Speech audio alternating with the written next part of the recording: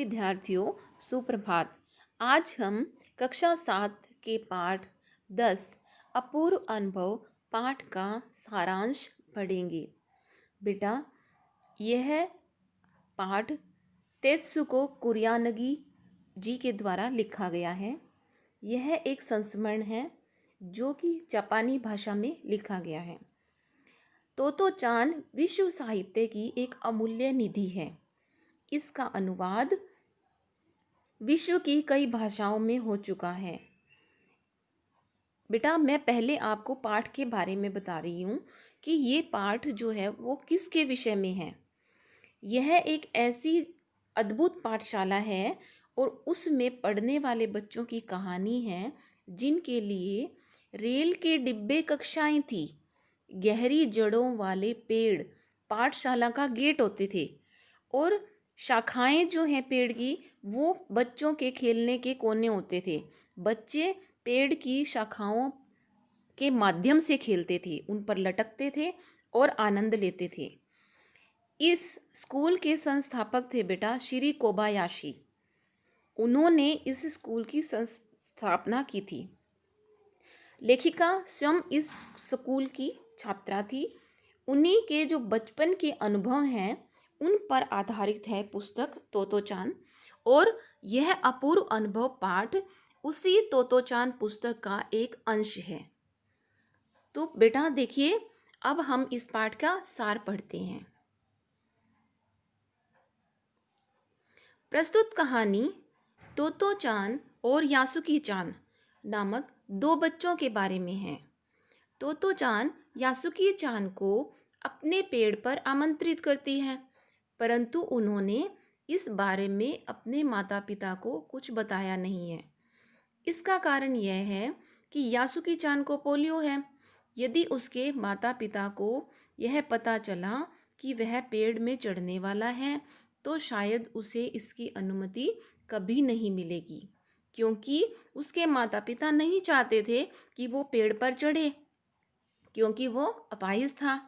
वे दोनों स्कूल के बाहर के मैदान में खड़े तोतो-चान के पेड़ के पास मिलते हैं।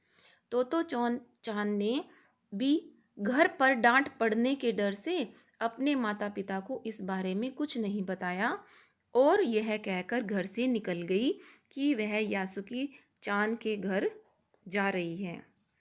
उसका कुत्ता रॉकी उसे स्टेशन तक पहुंचाने आया और उसने रॉकी को यह बात बताई, क्योंकि कहीं ना कहीं उसे इस बात का बहुत दुख था कि वह माँ से कुछ छुपा रही है, क्योंकि जब वो बाहर जा रही थी तो वो अपनी माँ को कुछ भी बताना नहीं चाहती थी, क्योंकि यदि उसकी माँ को यह पता चल जाता कि तोतो-चान बाहर जा रही है तो उसकी माँ उसे जाने से मना कर देती। गर्मी के दिनों में स्कूल बंद था। तोतो-चान का पेड़ कुहोन-बुत्सु जाने वाली सड़क के पास था। उस पर चढ़ना कठिन था।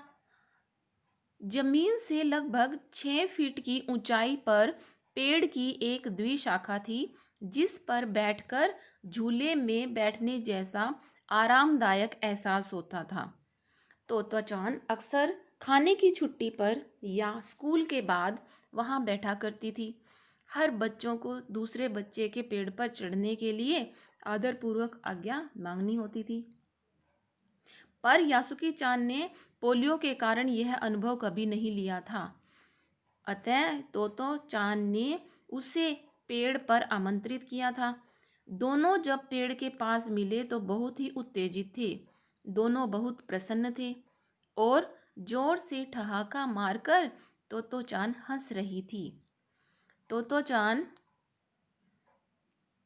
इसलिए हंस रही थी बेटा क्योंकि उसने पहले से ही ये योजना बना रखी थी और उसी के अनुसार वह चौकीदार के छप्पर से एक सीढ़ी ले आई। उसने सीढ़ी को पेड़ की द्विशाखा के सहारे अटका दिया और जल्दी से द्विशाखा पर चढ़ गई और ऊपर से सीढ़ी पकड़कर यासुकी-चान से सीढ़ी चढ़ने के लिए कहने लगी। यासुकी-चान के पैर बहुत कमजोर थे, क्योंकि उसके पैरों में पोलियो था और वो इतना समर्थ नहीं था कि वो अपने आप चढ़ सके बिना किसी सहारे के। तो इसी कारण वो सीढ़ी पर नहीं चढ़ पाया। तोतो चान ने नीचे से धक्का देकर उसे भी चढ़ाने का प्रयास किया, पर वह चढ़ नहीं पाया। वह हताश हो गया, निराश हो गया। उसे निराश देखकर तोतो चान ने उसे हंसाने का प्रयास किया और फिर से चौकीदार के छप्पर से ढूंढकर एक 3 पैरों वाली सीढ़ी ले आई, जिसे 3 पैरों वाली सीढ़ी को क्या कहते हैं बेटा? तिपाई कहते हैं। उसे पकड़ने की जरूरत नहीं होती, ये बिना पकड़े भी उस पर चढ़ा जा सकता है, बिना किसी सहारे के। अपने दोस्त की इच्छा पूरी करने की उमंग में वह छोटी सी बालिका उस बड़ी सीढ़ी को घसीटते हुए ले आई और पेड़ की द्विशाखा के पास अटका दिया। द्विशाखा अर्थ होता है बेटा 2 टहनियाँ, जो पेड़ की मोटी जो टहनियाँ थी उनके पास उस सीढ़ी को लगा दिया ताकि वो गिरे ना और ऊपर आराम से चढ़ जाए। तो बेटा उनका जो ये प्रयास था किसका? तोतो चान का, उसको पेड़ पर चढ़ाने का, अपने दोस्त को यासुकी चान को। तो इस प्रक्रिया में सभी जो थे इस दौरान दोनों जो है वो पसीने से तरबतर हो गए, एकदम पसीने से भीग गए। दृढ़ निश्चय के साथ, यानी उनका जो इरादा था वो मजबूत था, उसके साथ यासुकी चान ने सीढ़ी पर पहला कदम रखा। तोतो चान नीचे से उसका एक एक पैर सीढ़ी पर रखने में मदद कर रही थी, क्योंकि बिना किसी मदद के वो ऊपर चढ़ने में समर्थ ही नहीं था। उसको किसी सहारे की जरूरत थी, और जो सहारा जो है वो उसकी दोस्त के द्वारा उसे दिया जा रहा था। और अपने सर से जोर लगाकर वह उसे ऊपर की तरफ धक्का भी दे रही थी। यासुकी चान भी पूरी शक्ति के साथ जूझ रहा था। कहने का अर्थ है बेटा, जो तोतो चान उसकी मदद कर रही थी पेड़ पर चढ़ाने में उसकी, तो यासुकी चान भी अपना पूरा जो प्रयत्न कर रहा था कि वो भी जो है अब पेड़ पर चढ़ जाए, और अंत में वह ऊपर की सीढ़ी पर पहुंच गया। पर यहाँ से तोतो चान तो जोर लगाकर सीढ़ी पर से पेड़ की द्विशाखा पर आ गई, लेकिन यासुकी चान सीढ़ी से पेड़ पर ना आ सका। तोतो चान का मन जो है वो रोने को हो गया, क्योंकि उसने उसको पेड़ पर चढ़ाने का इतना प्रयत्न किया था, लेकिन फिर भी वो उस टहनी पर पहुंचने में समर्थ नहीं था। तो तोतो चान जो है वो रोने लगी। वह सच में यासुकी चान को अपने पेड़ में बुलाकर कई चीजें दिखाना चाहती थी, जो केवल उसी के पेड़ से दिखाई देती थी। पर वह रोई नहीं। उसे लगा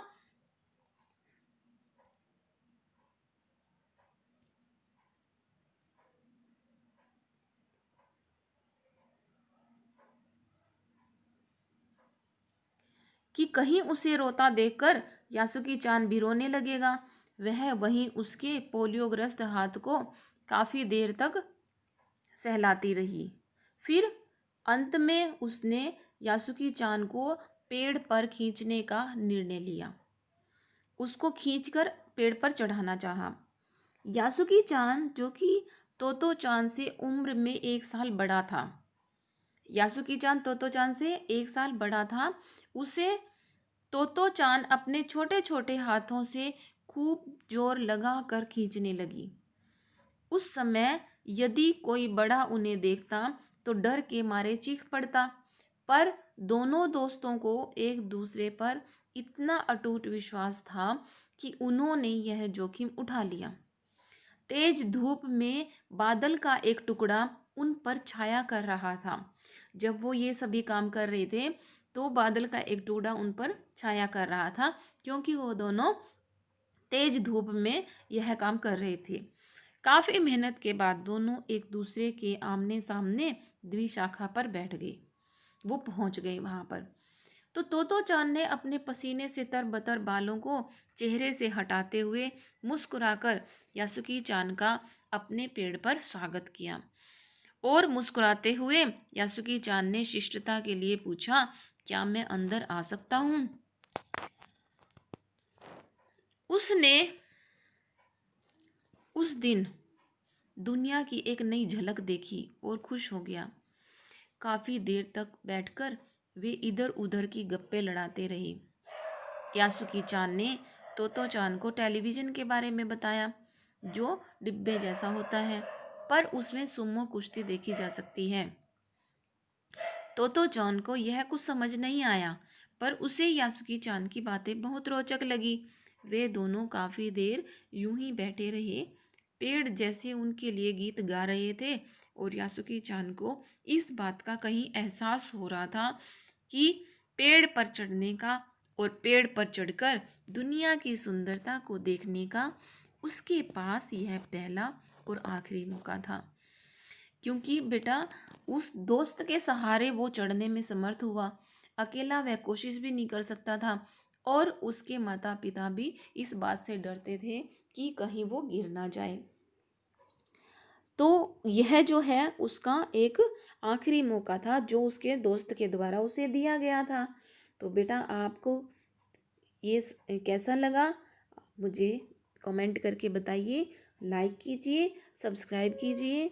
तो हम अपने नए अध्याय के साथ अगली वीडियो में आपसे मिलेंगे। धन्यवाद।